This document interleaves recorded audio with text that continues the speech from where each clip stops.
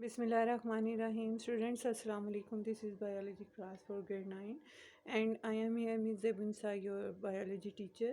Students, we are doing chapter number 7 and bioenergetics, and tomorrow we did the detailed structure of ATPs, and they are the high energy molecules present in the cell, which are formed by using the energy of food stuff. जो भी plant जो है food prepare करते हैं उससे जो ATP के बनने के लिए जो एनर्जी रिक्वायर्ड है वो एटीपी उस फूड स्टफ से लेते हैं, और उसके बाद प्लांट की ग्रोथ के लिए जो एनर्जी रिक्वायर्ड होती है that is for reproduction, growth, movement, active transport, endocytosis, exocytosis, all these processes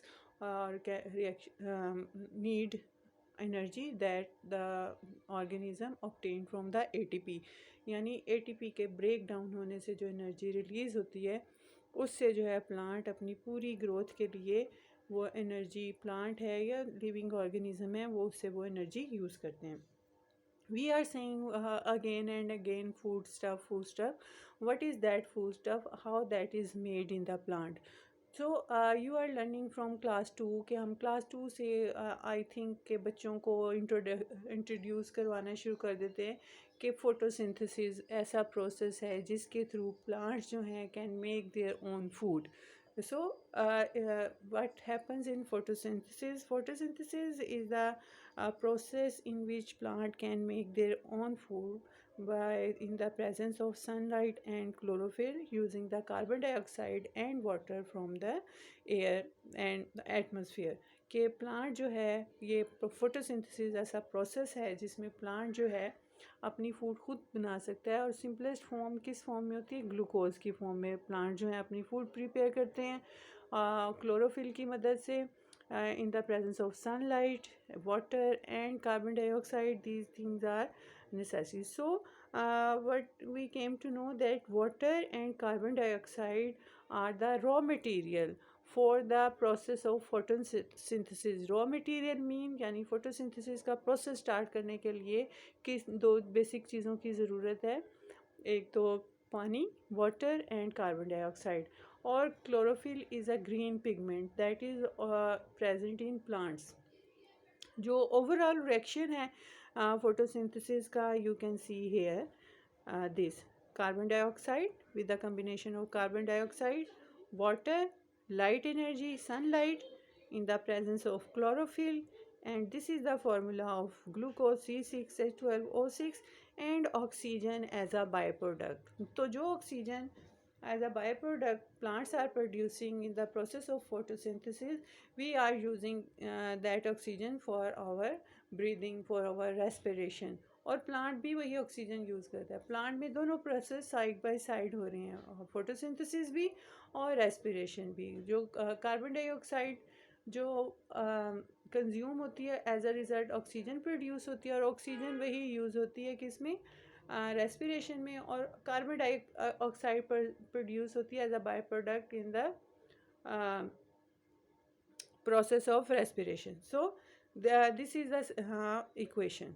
Clear? Now the place, वो कौन सी जगह है जहाँ पे जो फोटोसिंथेसिस होती है? तो वो आप हम जाते हैं चैप्टर नंबर 4 पे, जहाँ हमने किया था सेल ऑर्गेनेल्स, और सेल ऑर्गेनेल्स में we did the structure of this chloroplast.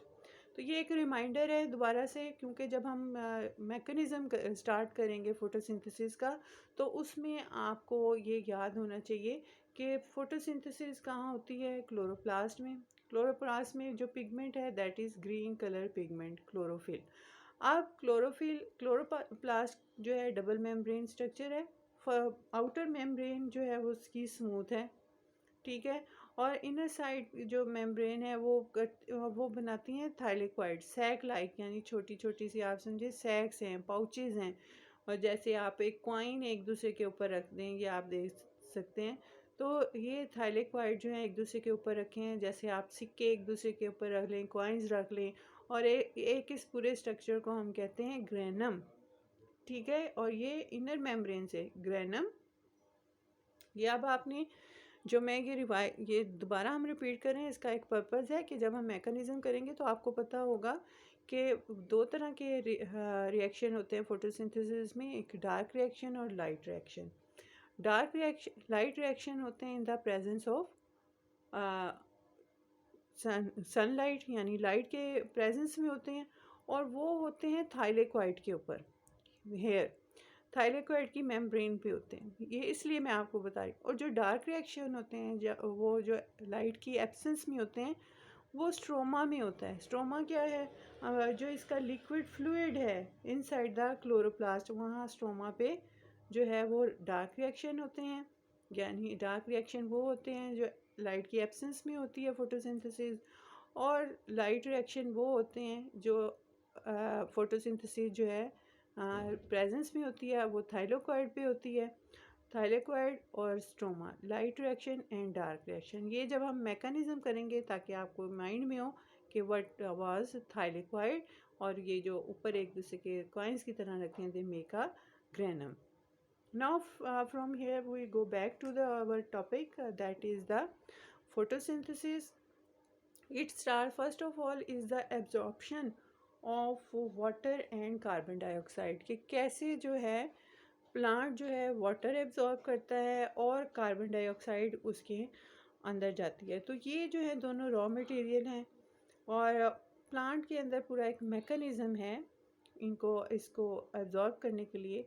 और अगर आप प्लांट टिश्यूज़ को माइंड में लेके आएँ, तो उसमें for the conduction of water and minerals, उसके लिए जो सेल टिश्यूज थे, plant tissue, that were xylem जो ट्यूब लाइक स्ट्रक्चर हैं, उनके थ्रू जो है वाटर जो है एब्जॉर्ब होता है, रूट हेयर उसे एब्जॉर्ब करते हैं, और जाइलम के थ्रू वो लीफ तक पहुंचता है। So what this happen. अब हम जाते हैं आपको मैं एक और डायग्राम दिखाती हूँ, जिसमें आपको पता चलेगा कि रूट हेयर्स सबसे पहले इनटेक कैसे हम करें, कि कैसे इनटेक होता है वाटर का और कार्बन डाइऑक्साइड। वाटर जो सॉइल से, वो रूट हेयर्स जो हैं वो सॉइल से वाटर एब्जॉर्ब करते हैं। ये देखिए यहाँ से वाटर एब्जॉर्ब हो रहा है, और ये मूव कर जाता है कहाँ पे? जाइलम में। ठीक है, अब इसने वाटर ने लीफ तक पहुंचना है, जहाँ पे कौन सा प्रोसेस हो रहा है? फोटोसिंथेसिस के लिए इसको वाटर की ज़रूरत है। तो रूट हेयर के थ्रू ये एब्जॉर्ब करता हुआ वाटर जो है जाइलम टिश्यू के ज़रिए पहुंचता है लीफ तक। कैसे? ये here is the structure of leaf. अब ये यहाँ पे जो जाइलम सेल्स शो हो रहे हैं, ये कहाँ से आ रहे हैं? ये रूट से आ रहे हैं। जो भी आपको मैंने रूट हेयर से वाटर एब्जॉर्ब हुआ, अब वो एब्जॉर्ब होके यहाँ पहुँच गया है कहाँ पे? लीफ में। और ये जाइलम के थ्रू, ये समझें पूरा एक ट्यूब जो आ रही है जाइलम टिश्यू की, ये रूट से लेके लीफ तक पहुँच गया। अब यहाँ से वाटर जो है मूव करता है, ये मीज़ोफिल सेल जो अपर एपिडर्मिस है लीफ की, उसमें जो है ये मीज़ोफिल सेल्स होते हैं। ये पेलिसेड मीज़ोफिल हैं, ये स्पॉन्जी मीज़ोफिल हैं। इसके दरमियान में एयर स्पेसेस है, तो वो वाटर जो है इन सेल के इर्द गिर्द जो है वो उसकी एक लेयर सी बन जाती है। ये तो हो गया, वाटर पहुंच गया अब लीफ तक। अब कार्बन डाइऑक्साइड कहाँ से एंटर होगी? Carbon dioxide will enter through this stoma. Stoma क्या है? These are the small opening जो लोअर एपिडर्मिस में है। ठीक है, और यहाँ से कार्बन डाइऑक्साइड मूव करती है अंदर की साइड पे स्टोमा के थ्रू। ये स्मॉल होल समझ लें, स्मॉल ओपनिंग समझ लें। हम ये स्टोमेटा का स्ट्रक्चर क्लास में पहले कर चुके हैं, और ये किस लिए होता है? This is actually for the gaseous exchange between the plant and environment, यानी इन्वायरमेंट से जो गैस जो है अंदर जानी है प्लांट के, वो स्टोमा से। अब क्या होता है कि यहाँ से कार्बन डाइऑक्साइड एंटर हुई स्टोमा से, जाइलम टिश्यू से वाटर है थिन फिल्म में। अब वो कार्बन डाइऑक्साइड एब्जॉर्ब हो जाती है वाटर के अंदर, और वाटर जो है और विद कार्बन डाइऑक्साइड ऑस्मोसिस के थ्रू इन सेल्स के अंदर चला जाता है। जो मेसोफिल सेल हैं, स्पॉन्जी सेल हैं, और यहाँ पे ग्रीन पिगमेंट क्लोरोफिल के साथ मिलके फोटोसिंथेसिस का प्रोसेस होता है। और ये मूवमेंट कैसी होती है, किसके ज़रिए? ऑस्मोसिस। और ऑस्मोसिस क्या है?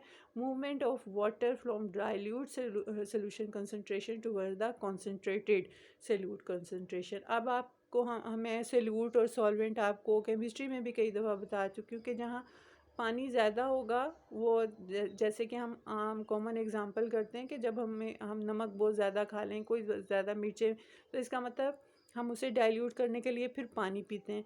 इसी तरह वाटर की मूवमेंट होती है through the process of osmosis, movement of water molecule from low solute concentration toward the high solute concentration या concentrated solution through a semi permeable membrane। इस तरह से ये दोनों carbon dioxide from air enter in the leaves through stoma, and through the water is absorbed by the root hairs, and it move through these xylem vessels and enter in the hair leaf, both of which combine and move inside these cells through the process of osmosis. So I think that's all for today. Next step is the mechanism of photosynthesis that we will start tomorrow. Keep it in your mind. ये सारी आपको मैंने diagram के through जो है इसको explain कर दिया कि कैसे वाटर की मूवमेंट होती है, कैसे कार्बन डाइऑक्साइड की मूवमेंट होती है, दोनों आपस में मिक्स होते हैं और फिर इनसाइड द सेल जाते हैं, वहाँ पे फिर क्लोरोफिल के साथ मिलके फोटोसिंथेसिस का प्रोसेस स्टार्ट होता है। अब क्लोरोफिल के अंदर हम नेक्स्ट करेंगे कि लाइट रिएक्शन को कैसे होते हैं और डार्क रिएक्शन कैसे होते हैं। That's all for today. Have a nice time. अल्लाह हाफिज़।